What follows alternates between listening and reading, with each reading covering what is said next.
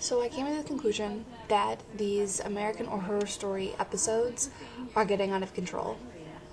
Just from the beginning of this episode, I think the psychiatrist is in on it. I really think so, because how else would, without any other background information, how else would the chick who went in to see him to talk about pretty much that she doesn't like coffins or whatever, that no one else seemed to know except her husband and our partner, whoever he is, and the psychiatrist. And then she's like, "You cured me," and they go home, and all of a sudden they died via coffin. I really think the psychiatrist is in it.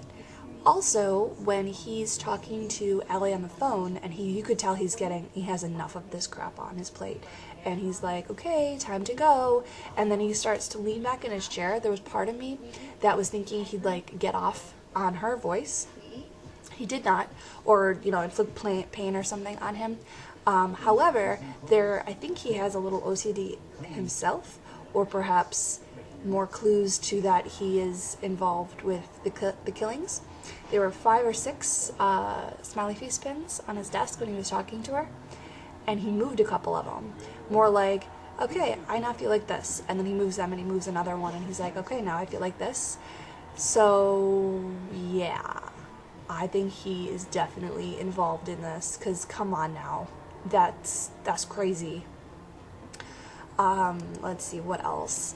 Also, I had to laugh. So this is starting to just humor me now. It's no longer irritating. It's now just hilarious for me, because so the neighbors show up at Allie's door with sombreros on and calls her a racist and says, "You think it's not self-defense, it's murder," and this, that, and the other thing. And I'm sitting here and I'm laughing, because that is the world today. There really is. It's, one act. Generally speaking, I'm not saying any specific story, but generally speaking, people say, "Oh, self-defense," without, they have the story, but then the other story comes out saying, "Well, this is what happened," and everyone else is calling them a murderer. It's all within, opinion, and all within, what people want to see. It's all biased. It really is. So I just had to laugh that they show up in sombreros and call her a racist. I thought that was hilarious.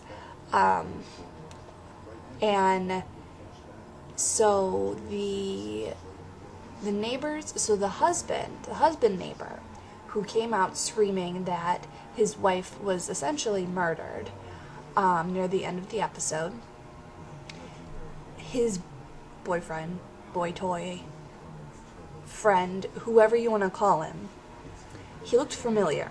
Now, it could be familiar from a different season, or it could be familiar that he is the detective guy. I didn't rewind it to know for sure, and I still don't know for sure. I guess I'll just see how this plays out.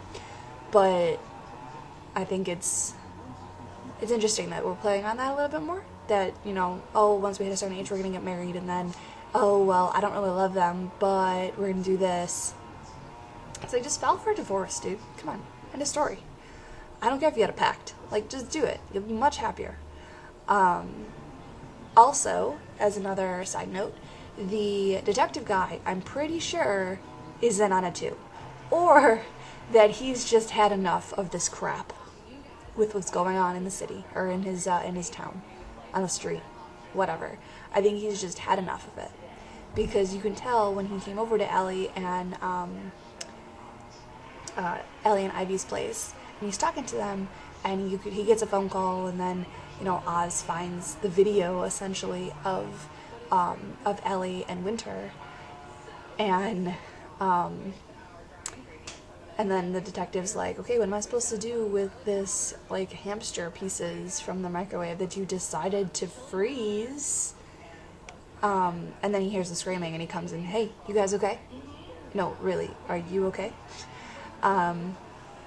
But I love how Ivy's upset. Ivy has so much right to be upset with Allie about that, about her and Winter. But I do have to laugh that Allie is focusing on, "Somebody put a camera in our bathroom. Somebody put a camera in there." It's like, it's the crazy guy. It really is. It's the dude whose name I can't remember.